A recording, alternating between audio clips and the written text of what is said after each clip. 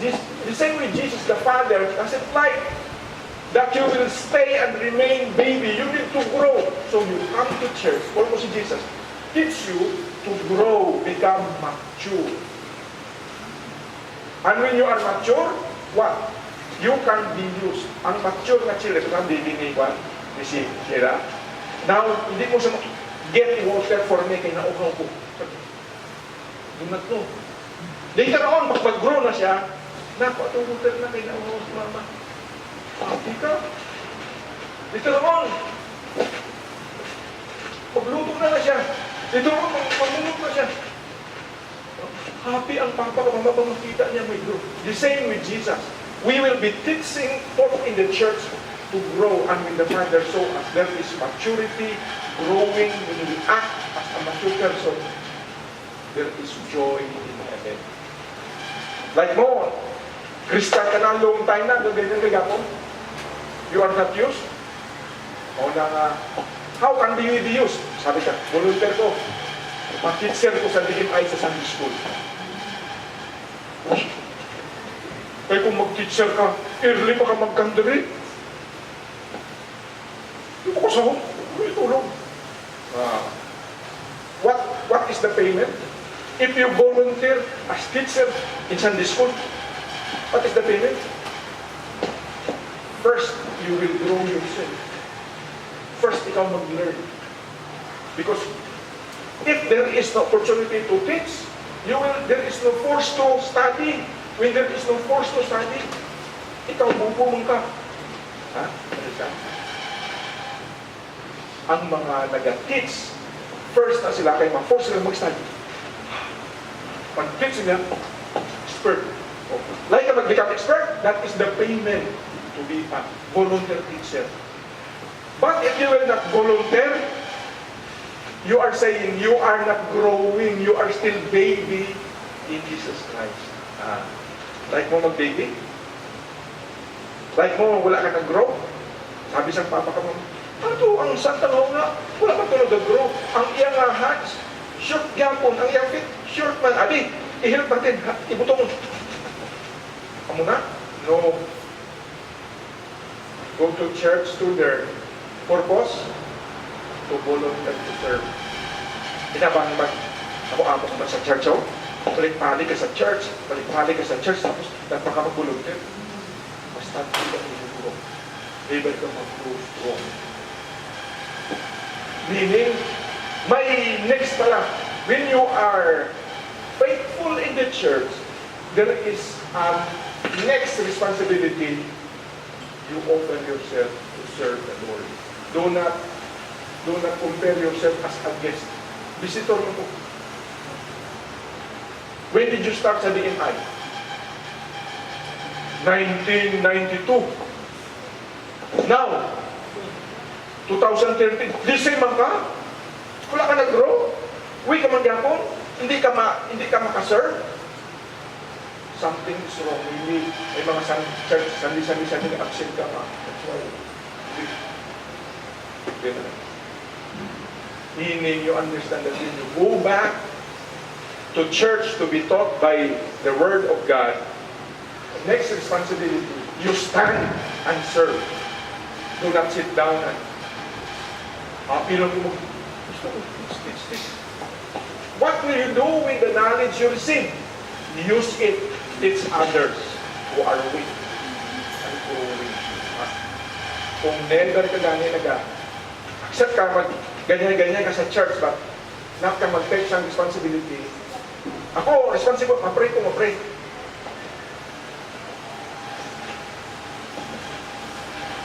Wala ka di-exercise. Ha?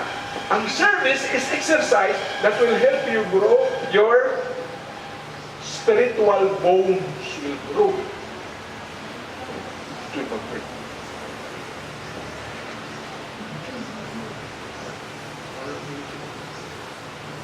That should be the result of coming to church.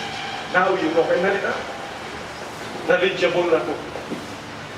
Mag-teach ako kay knowledge na ko. Nag-grow na ko. Strong na ko.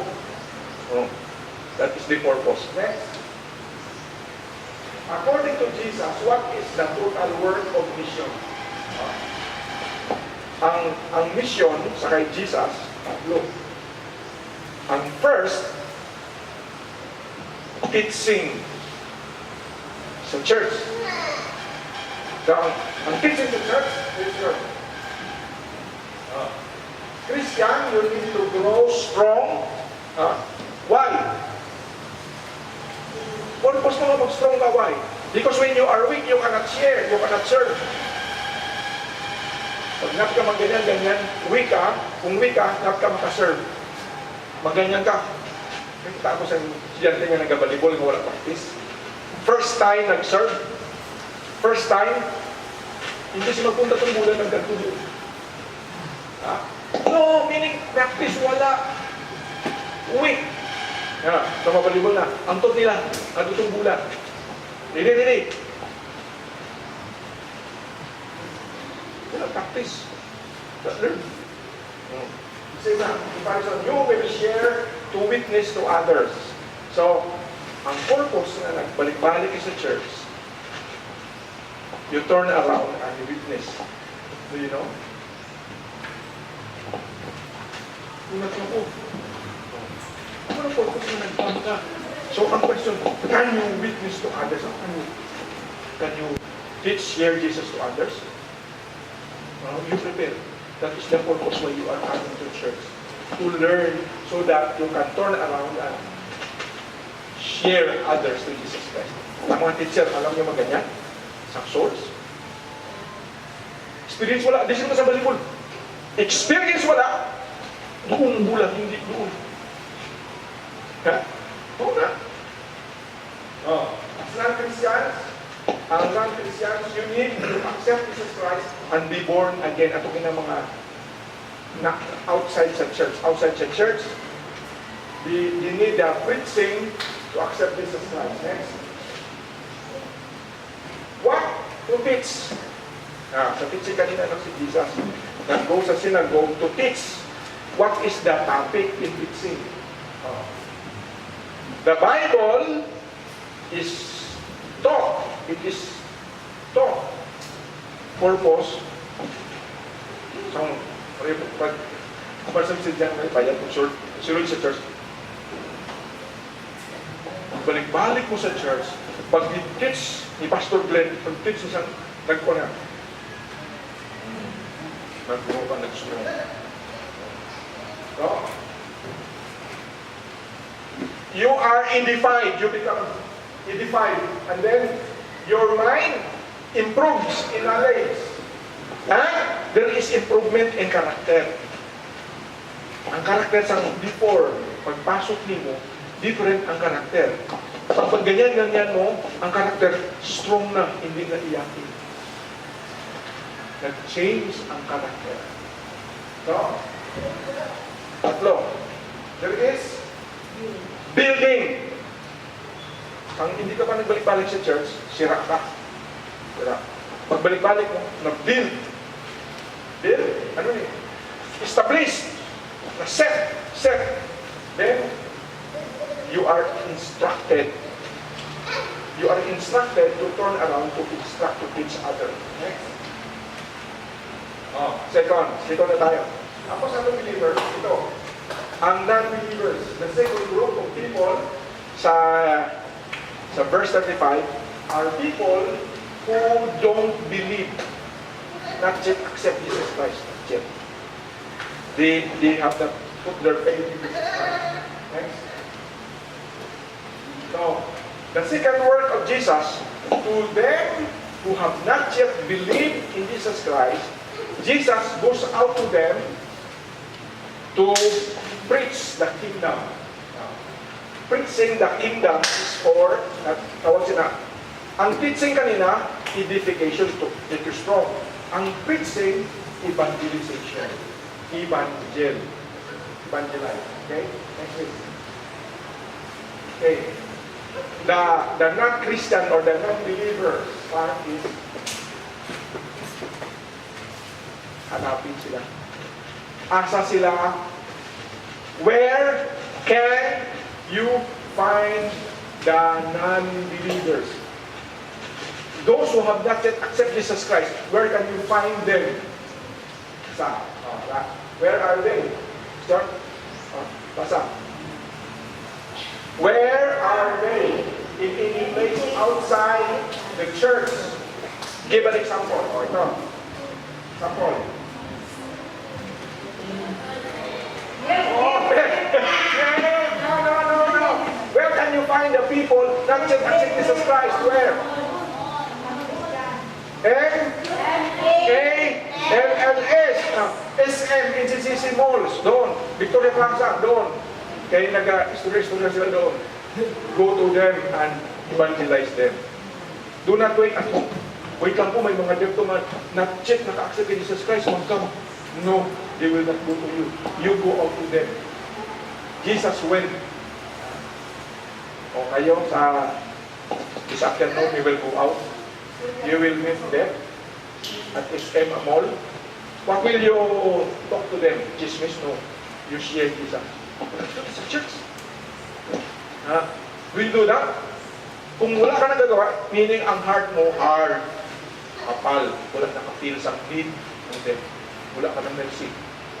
Nag-chismis ka sa mga story nga nag-trouble, nag-persecute. Dapat ang i-share mo si Jesus. I-chismis mo, chismis, Jesus. Si Jesus, do you know Jesus Christ? He died for your sins. Accept Him. Muna ang good news. Ka mag-chismis.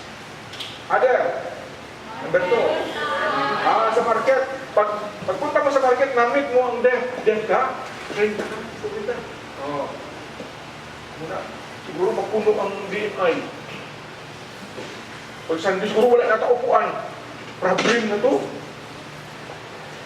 Problem na kaya ang luto dito. Gamay lang. Dami ng makain. It is a good problem.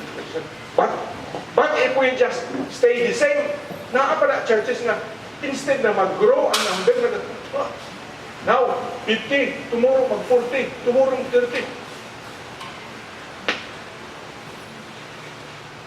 Why?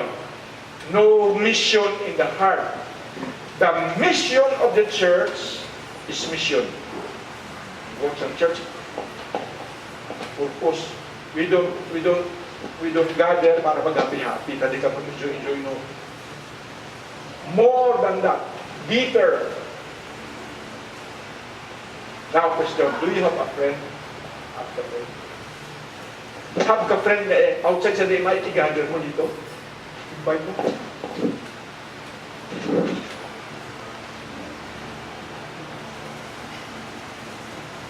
How's my friend na i-gather? Next!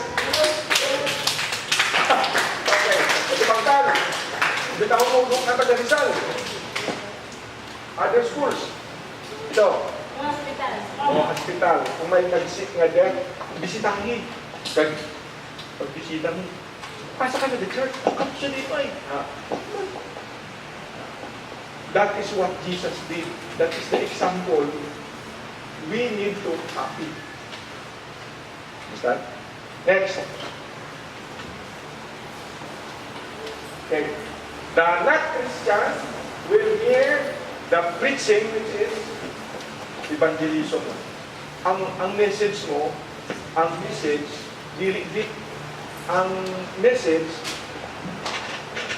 to accept Jesus Christ. Muna, ang evangelism. The meaning of evangelism is a simple, straightforward approach, sharing God's love in a simple way. So, hindi kaya magpigsang mga iba-iba ang imo purpose that the person will accept Jesus Christ. He knew he is a sinner, he needs a Savior to save him from his sin. Next. Third. Ang first kanina, atong mga nag-accept. First group. Second group, not yet accept. Third group, sino? Sino ang third group? Do you know? The sick. So it could be both. Both. Atong nag-accept na nag-sick. Atong not yet nag-accept na nag-sick. Naanak na nag-accept kay Jesus kasi. Yes. Atong nakasala. Atong nahulong. Sala. Itong Christian na nagnakaw. Nahuli siyang pulis ako sa presuhan. Ha? Yung Christian na fall sa sin. Na ganyan. Ginhuli siyang pulis. So they are sick. Both those who believe and those who did not believe, who are sick, Jesus meets them. They are the third. Okay? Okay. Kinds of sickness Jesus kills. Sakit sila. No? Death. So, pag may nakita kayo mga friend na death, Jesus needs them. Visit them, bring them to church. Others. Ito, number 2. Blind. Number 3.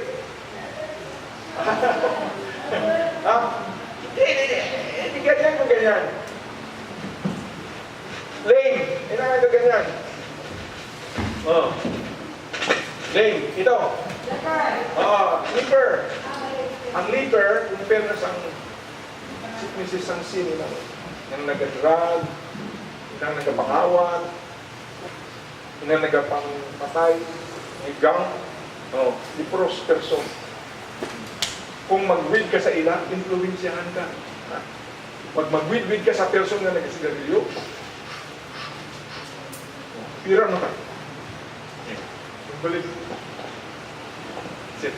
So, amo na ang leprous person, mangtakod, mangbigay na sa sakit-sakit.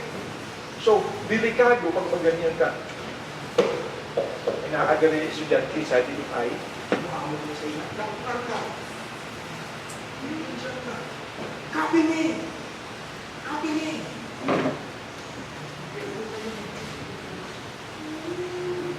Dapat sunong ka ng good things. Next. Now, healing the sick makes people believe. Anong purpose ni Jesus? Okay, now, what is Jesus' purpose? Why He goes and searches for the sick? Purpose. Para ayuhon. Kung ayuhon ni Jesus ang sick person, ang mga others na that is heal. Mainly follow Jesus when they hear Jesus' power to heal. So wala siya ibig sabihin. That is the influence of the healing of Jesus. When you do good works, it will be announced, it will be alas of the good.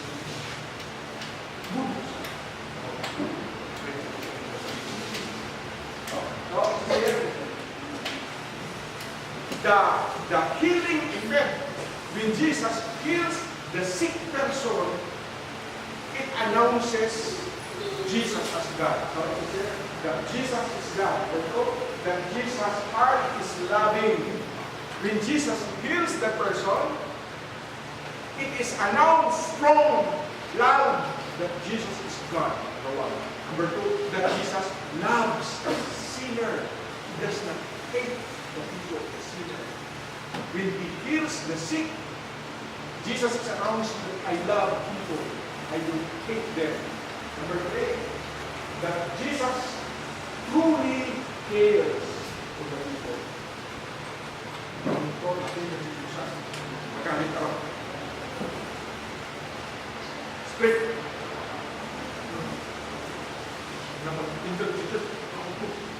No. When Jesus heals, Jesus is spreading the news that I care for people. Jesus cares. He cares when you have problems. He cares when you are burdened. He cares when you are lonesome and crying. He cares when you are in pain. When you have needed an operation. Jesus cares. More than what makes you right. Jesus cares. You have to go to Him. He will give you the best. For sure. Para ko ito. Excuse me. So,